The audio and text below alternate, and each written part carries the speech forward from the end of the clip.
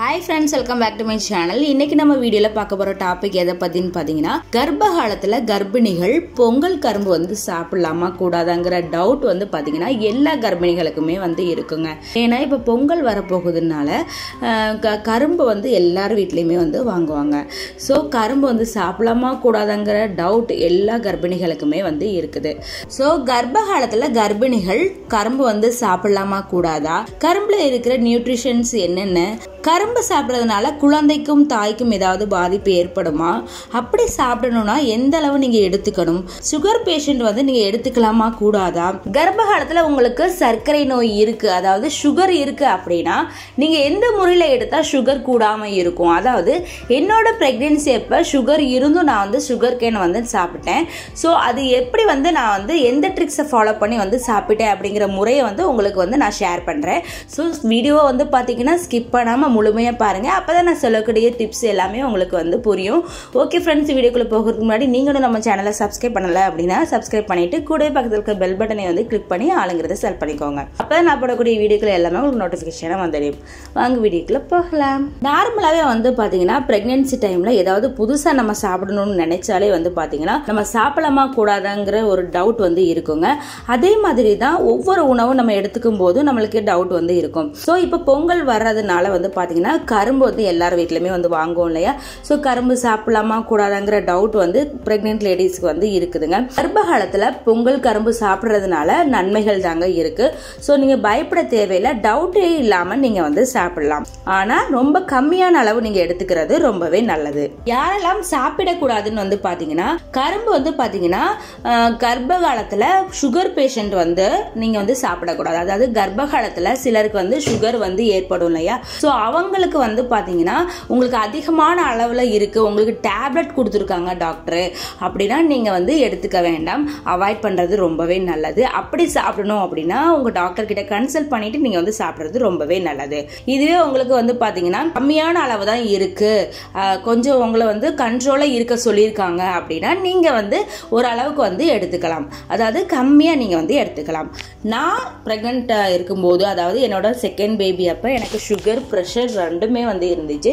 So அந்த நேரத்தில் நான் சுகர் கேன் வந்து எடுத்துக்கிட்டேன். ஸோ அது எப்படி எடுத்துக்கிட்டேன்னு பார்த்தீங்கன்னா இரவு நேரத்தில் வந்து எடுத்துக்க மாட்டேன், சரியா. நைட் டைம் வந்து எடுத்துக்காதீங்க. ஏன்னா நைட் டைம் நீங்கள் எடுத்துக்கிறதுனால வந்து பார்த்தீங்கன்னா உங்களுக்கு சர்க்கரையோட அளவு வந்து அதிகமாகும். அதாவது ரத்தத்தில் சர்க்கரையோட அளவு வந்து நைட் டைமில் வந்து பார்த்தீங்கன்னா ஈஸியாக வந்து அதிகமாயிரும். ஸோ அதனால நைட் டைம் நீங்கள் எடுத்துக்காம மார்னிங் டைம் வந்து நீங்கள் வந்து எடுத்துக்கோங்க. அதுவுமே வந்து பார்த்தீங்கன்னா ஒரு பீஸ் 2 பீஸ் வந்து எடுத்துக்கோங்க, அதுக்கும் மேலே வந்து எடுத்துக்காதீங்க. உங்கள் ஆசைக்கு ஒரு பீஸ் இல்லைன்னா 2 பீஸ் எடுத்துக்கோங்க, ரொம்ப அதிகமாக வந்து எடுத்துக்காதீங்க.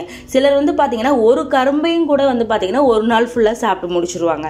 ஸோ அந்த மாதிரி நீங்கள் உங்களுக்கு சுகர் இருக்குது அப்படின்னா நீங்கள் வந்து அந்த மாதிரி வந்து சாப்பிடக்கூடாது, கம்மியான அளவு வந்து நீங்க வந்து எடுத்துக்கோங்க. சுகர் அதிகமா இருந்தும் நீங்க ஆசைக்கு ஒரு பீஸ் சாப்பிட்டாலும் கூட வந்து பாத்தீங்கன்னா சுகர் வந்து எனக்கு காட்டவே கூடாது சிஸ்டர் அப்படின்னா ஒரு ட்ரிக்ஸ் வந்து இருக்கு. ஸோ அந்த ட்ரிக்ஸை வந்து பாத்தீங்கன்னா வீடியோக்கு லாஸ்ட்ல வந்து நான் வந்து சொல்றேன். ஸோ அதுக்கு முன்னாடி கரும்புல இருக்கிற நியூட்ரிஷன்ஸ் வந்து பாத்திரலாம். கரும்புல இருக்கக்கூடிய சத்துக்கள் என்னன்னு பாத்தீங்கன்னா calcium, iron, vitamin B1, B2, B3, B5, B6 கூட இருக்குதுங்க. அப்புறம் பாத்தீங்கன்னா பொட்டாசியம், ஆன்டி ஆக்சிடென்ட் கூட இருக்குது. சோ கர்ப்ப காலத்துல வந்து பாத்தீங்கன்னா கர்ப்பிணிகள் சாப்பிடுறதுனால கர்ப்பிணிகளுக்கும் குழந்தைக்கும் வந்து பாத்தீங்கன்னா நிறைய நியூட்ரிஷன்ஸ் வந்து கிடைக்குது. இதுல வந்து பாத்தீங்கன்னா கால்சியம் அதிக அளவு இருக்கிறதுனால கர்ப்பிணிகளுக்கு வந்து பாத்தீங்கன்னா சில நேரங்கள்ல பல்ல வந்து சில இன்ஃபெக்ஷன் வந்து வரலாம். அதாவது பல்வலி, பல் இருங்குல வந்து வீக்கம், ரத்தம் வடிகிறது, இந்த மாதிரி ஹார்மோன் சேஞ்சஸ்னால வந்து சில விஷயங்கள் வந்து நடக்கலாம். சோ இந்த மாதிரி பல் சம்பந்தப்பட்ட பிரச்சனைகள் உங்களுக்கு கர்ப்ப காலத்துல வருது அப்படின்னா நீங்க இந்த கரும்பு சாப்பிடுறதுனால வந்து பாத்தீங்கன்னா ஈஸியா வந்து கியூர் ஆகிறது. நெக்ஸ்ட் முக்கியமான விஷயம் என்னன்னு பாத்தீங்கன்னா யூரின் வந்து அடிக்கடி போகிறதுனால வந்து பாத்தீங்கன்னா சரியா வாஷ் பண்ணாததுனால சிலருக்கு வந்து யூரினரி இன்ஃபெக்ஷன் வரலாம். இல்லைன்னா நார்மலாவே வந்து பாத்தீங்கன்னா கர்ப்ப காலத்துல யூரினரி இன்ஃபெக்ஷன் உங்களுக்கு இருக்கு அப்படின்னாலே வந்து பாத்தீங்கன்னா நீங்க கரும்பு சாப்பிடுறது மூலமா இந்த யூரினரி இன்ஃபெக்ஷன் இருந்தாலும் கூட உங்களுக்கு கியூர் ஆகிறதுக்கு வாய்ப்புகள் அதிகம் இருக்கு. கரும்புல வந்து பாத்தீங்கன்னா ஆன்டி ஆக்சிடென்ட் வந்து அதிக அளவு வந்து இருக்குதுங்க.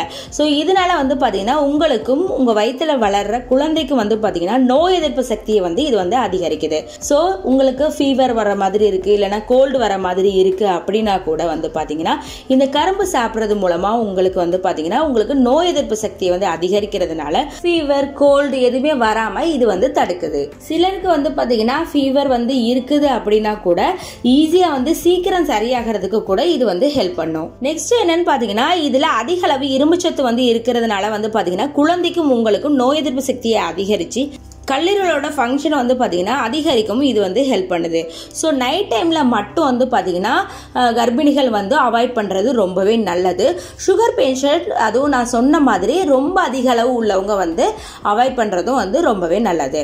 நெக்ஸ்ட் வந்து பார்த்தீங்கன்னா நான் ப்ரெக்னெண்ட்டாக இருக்கும்போது சுகர் அளவு அதிகரித்து காமிக்காமல் இருக்க எந்த மாதிரி டிப்ஸை வந்து ஃபாலோ பண்ணேன்னு பார்த்தீங்கன்னா, அதாவது எனக்கு வந்து ஒரு 10 days வந்து செக்கப்புக்கு வந்து இருக்குது, இல்லைனா ஒரு 15 days இருக்குது அப்படின்னா நான் வந்து எடுத்துப்பேன்.